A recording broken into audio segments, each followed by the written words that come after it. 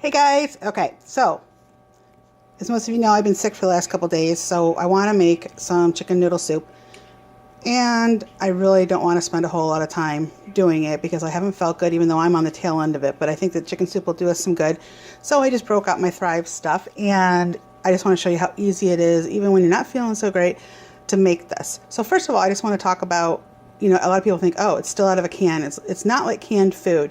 I don't know if if you've ever checked into like freeze-dried foods. I've been looking at the home freeze dryers for a long time, but they run $3,000 to $4,000. So that's something that's just not in our budget for me to do. But this is, and the best part about this is all of the items are packed. They're freeze-dried when they're at their peak freshness. So when you look at them, the water is just taken out. They're just dried. It's just beyond dehydrating. So once you add the liquid back into it, it's the same exact thing as you would get if you got it fresh.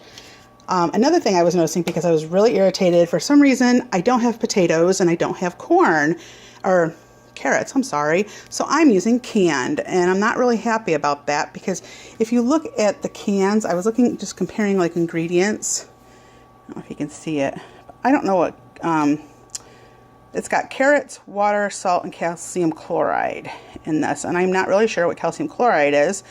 But, so it's got extra salt in it from a can. When you look at the Thrive cans of what is in this is corn, and the ingredients is corn. You look at the chili peppers, and the ingredient is chili peppers. So there's nothing added in these. It's exactly what you would get in the store, but freeze-dried. So you'd get them fresh. They're freeze-dried at the peak of freshness so that they're not artificially ripened. And I don't know about you, but like they always have the, our crisper. I like to call it the rotter, because I forget stuff's in there and it rots. It's just like I don't have any Thrive potatoes, so I just had to do this.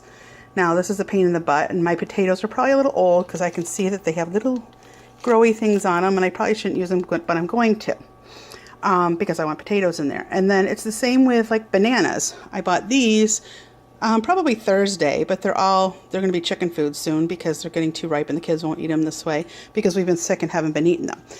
So with the Thrive, I can have my bananas and they stay good for as long as I need them to. They can actually, if I don't open them, they can stay good for 25 years. So in here, I did use regular chicken because I don't have any more of the Thrive chicken left, and I need to use what's in my freezer before I go to all Thrive with that. But I just threw some chili, some green chilies in there, and I threw in I also am a big, huge Tastefully Simple, so there's garlic, and onion in there as well. But now to add to the rest of it, I'm going to use my corn, and I'm not a big measurer so I'm just going to toss in what I think is good. So probably, I don't know, like 2/3 of a cup of corn.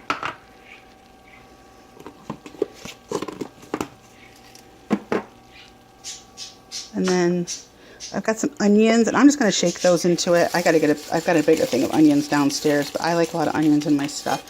So I'm just tossing in whatever I think. You know what? There's not that much left in that can because I've used it quite a few times. We'll finish that one right up. And then I want to put in some peppers. And this is what the red bell peppers look like. I'm just going to shake some of those in there until I think it's good, just for the flavor. I'm going to add some celery and some mushrooms. It comes in a can like this, so it's got the pop top on it, which makes it, well, if you have nails, but I'm biting mine right now, so I don't have any. Which pops right off, and you can hear it, that it's nice and fresh, and it has an oxygen absorber. And this is what freeze-dried celery looks like, which I can tell you looks a heck of a lot better than dehydrated celery, because I've done that as well. So I'm just tossing, oops, I just got the oxygen absorber in there. Oh, I don't want that in there. Tossing some celery, because soup isn't soup without celery. I'm just using, these are the small cans, these are the pantry size cans, but this came with my kit. I got a bunch of different ones. I'm going to be upgrading soon though. I want everything in the big can. And here are the mushrooms, and I don't know if you've ever seen dehydrated mushrooms, but they're pretty scary looking. But these actually, they look like mushrooms because they're just freeze dried. And I'm going to toss some of those in there as well. In there. I like mushrooms in it.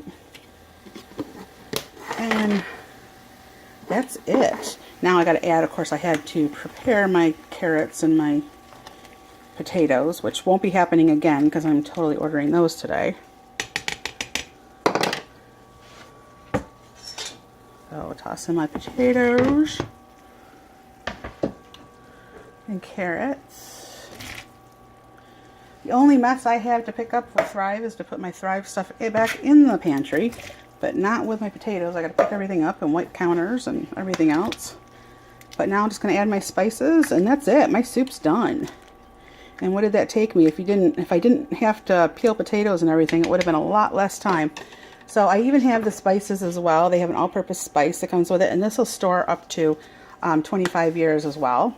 So it's a great one to add because, you know, a lot of people don't think about adding spices to their long-term storage or whatever. And I'm not saying that, you know, I'm all for all the zombies are coming or whatever, but, you know, you never know. We live in northern New York. You know, you don't know like what the weather's going to be. If we end up with extended periods of power outage, whatever, you want to be able to have what you need to feed your family. So that is it. And then it took me a total of 5 minutes to make homemade soup. So if you have any questions, let me know and I can hook you up. Okay, bye.